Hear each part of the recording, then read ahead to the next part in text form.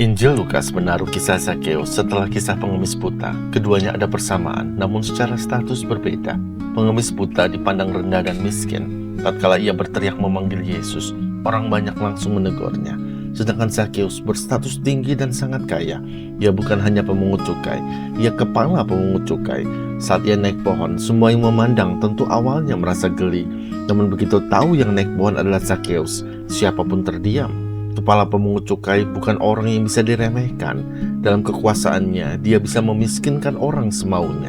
Persamaan lain, pengemis buta sangat ingin menjumpai Yesus. Zakheus pun sama. Sudah lama ia menyimpan kelelahan dalam jiwanya.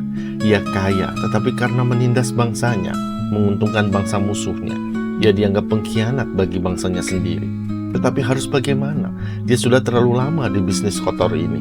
Orang sebangsanya tidak ada yang menyukainya. Apakah masih ada harapan buat dia? Namun hari itu ketika dia mendengar Yesus lewat, hatinya merasa ingin melihat Yesus. Dia mendengar Yesus menerima orang berdosa, bahkan salah satu muridnya mantan pemungut cukai. Namun kerumunan orang menghalanginya, tetapi itu tidak menghentikannya. Dengan kecerdasannya, ia memikirkan cara dan menemukan solusi. Ia naik pohon dan sekarang ia bisa melihat Yesus. Ia cukup puas bisa melihat Yesus. Ia tidak berharap bisa bertegur sapa seseorang dengan reputasi seburuk dia.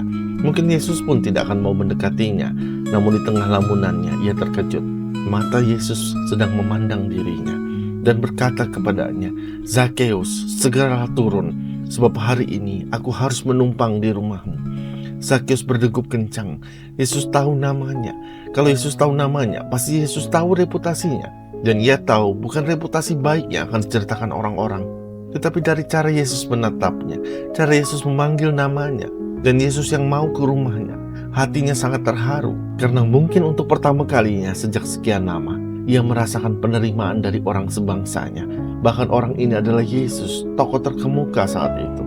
Namun berbeda dengan pengemis buta, yang ketika mengalami kesembuhan dari Tuhan, di mana orang banyak ikut bersukacita dan memuji Allah. Saat Yesus masuk ke rumah Zakheus, orang banyak justru bersungut-sungut. Kata mereka, ia menumpang di rumah orang berdosa. Memang mudah bagi kita bersukacita atas mujizat fisik, tetapi terkadang sulit menerima mujizat pemulihan seseorang yang pernah jatuh secara moral.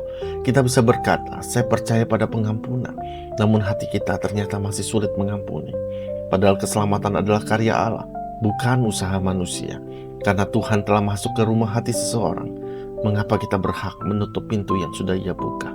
Bukankah kasih karunia Allah lebih besar daripada masa lalu manusia?